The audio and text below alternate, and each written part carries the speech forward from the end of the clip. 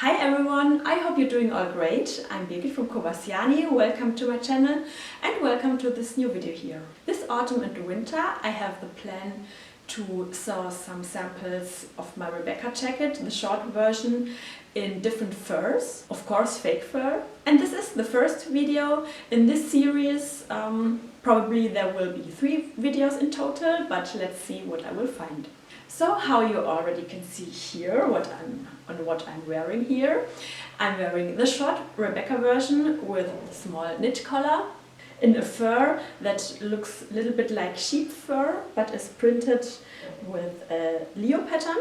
And at the inside, as a lining, I've used this jersey fabric which has multiple layers and is quilted in a way. And this time I've made no pipings at all. As you perhaps know, this is something very specific to the Rebecca jacket and adds a little bit, or can add a little bit structure in the design or a hint of color, just like you choose it. But this time I've decided to make the jacket without pipings. So this means also the workmanship or the sewing steps are a little bit different, and also when cutting the fabric you have to make some tiny little adjustments. But don't worry, this is not difficult at all. And also I found that the workmanship without pipings is perhaps a tiny little bit easier than the normal one with pipings. I like the outcome very much here with this fabric, but I can also imagine that the jacket would be quite nice with pipings in the usual design.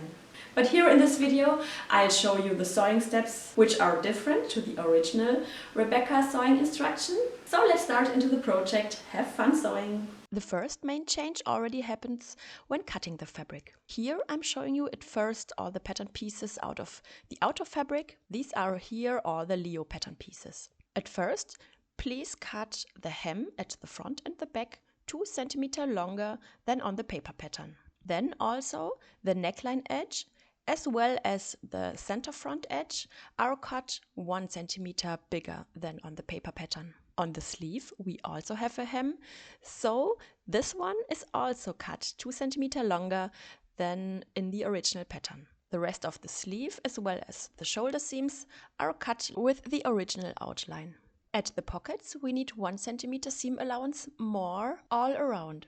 Next I'm showing you the lining pattern pieces. Here there's no adaptation at the hem, but the front and back neckline as well as the center front edge are also cut 1 cm bigger. The sleeve is cut with its original shape. The pockets again are cut 1 cm bigger all around. Then we have a look on the collar.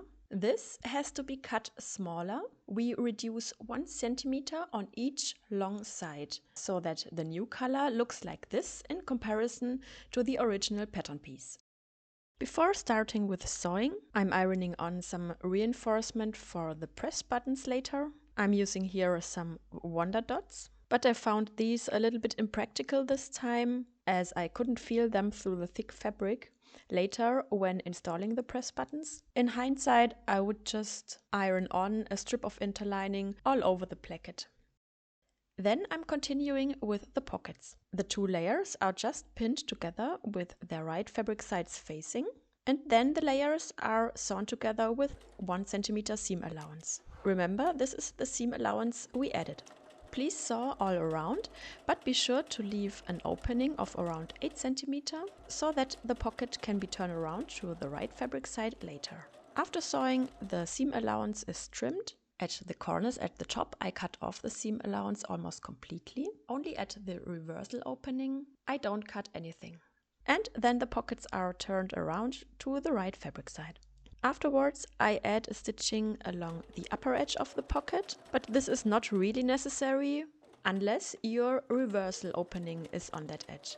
Then the ready pockets can be sewn to the front parts, just along this edge here. This seam will also close the reversal opening if yours was on one of these 3 edges.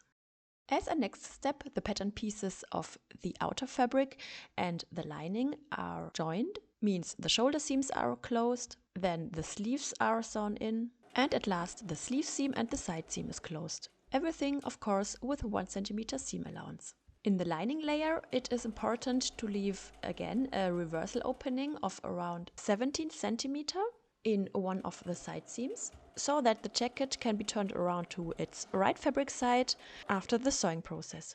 As my lining is some kind of elastic jersey fabric, I'm using here my Teflon sewing foot.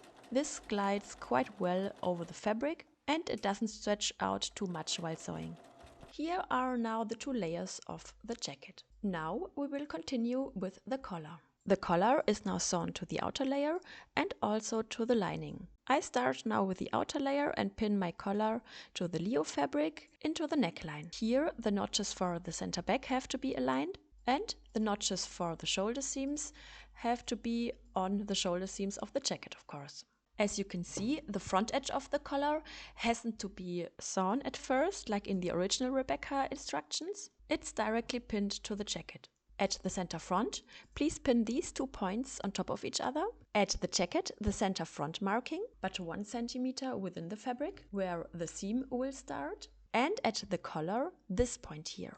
This is also the crossing point of the seam lines, 1 centimeter within the fabric. Then the collar can be sewn to the main fabric with 1 centimeter seam allowance. As you can see it here, I start this seam at the special point on the collar. Like for a regular Rebecca jacket, the collar has to be stretched out a little bit while sewing. This will make sure a better fit of the collar later. The seam ends also on the special point again of the collar, like on the other side. Then the collar is pinned right sides facing to the lining layer. And here again I start the seam at the very same point like before. Means 2 seams meet here.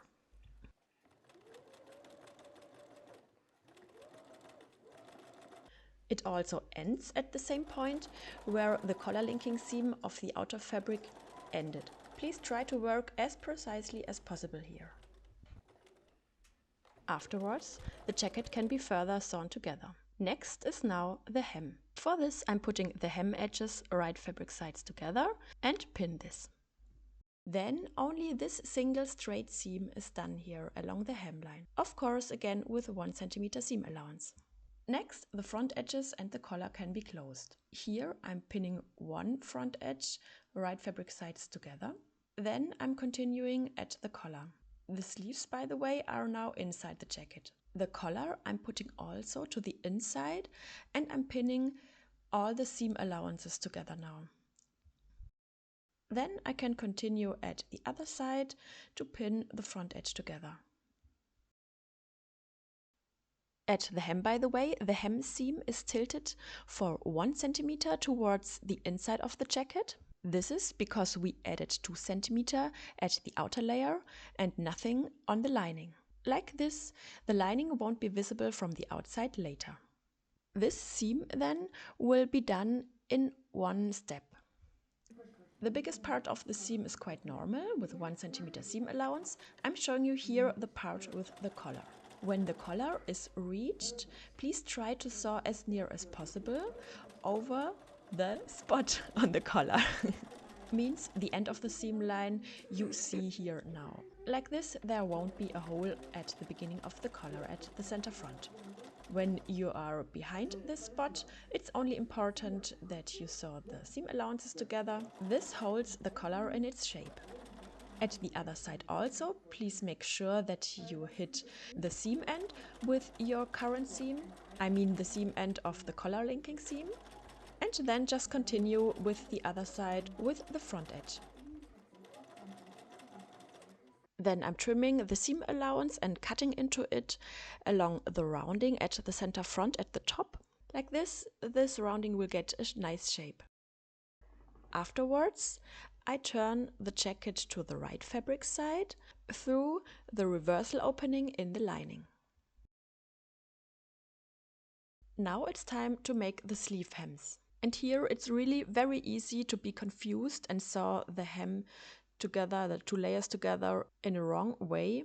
So for all jackets with lining, I like to make this trick here. I put the sleeves in front of me like they have to be later. I also fold in the fabric edges of both layers for about 1 centimeter to their wrong fabric side and pin this like this. So just how it should look like later. Like this, I put only one pin in the hem, just to get everything right in the next step. Then I'm pulling the sleeves out, again through the opening in the lining. And just like the pin from before shows me, I'm pinning now the 2 layers together properly with their right fabric sides together, of course. Then the sleeve hem can be closed with 1 centimeter seam allowance as always, and the whole procedure can be repeated with the second sleeve. Then the 2 layers have to be fixed upon each other. In total, 4 bar tacks have to be placed now under the arm and at the shoulder here. These bar tacks are done on the seam allowance only. So I'm pulling out these spots again out of the reversal opening so that I can access this area. For the bar tack seams, just stitch back and forth a few times. A seam length of around 1 centimeter is enough. Please only make sure that the seam allowances point in the correct direction. And of course that you don't sew in any additional layers. Then the last finishing touches are coming. At first, of course, the jacket is now pressed. This is especially important for all the edges on the jacket. And what I forgot to film is, of course, the reversal opening has to be closed now. You can do this with a hand stitch or also by machine. The last step now is to install the buttons. I'm using pink plastic press buttons, but of course the choice of your buttons have to match to your design idea. Okay, that's it already. We are ready with the Rebecca jacket. Now the cold weather can come. So what do you think? Is this workmanship easier than the normal one with the pipings? Let's chat in the comments. As always, thank you for watching the video. Don't forget to like the video and to subscribe to my channel so that you won't miss the next Rebecca fur jacket. We can also stay in contact via social media. I'm mainly on Instagram and Facebook. And I hope to see you very soon again to my next sewing video. Take care until then. Bye!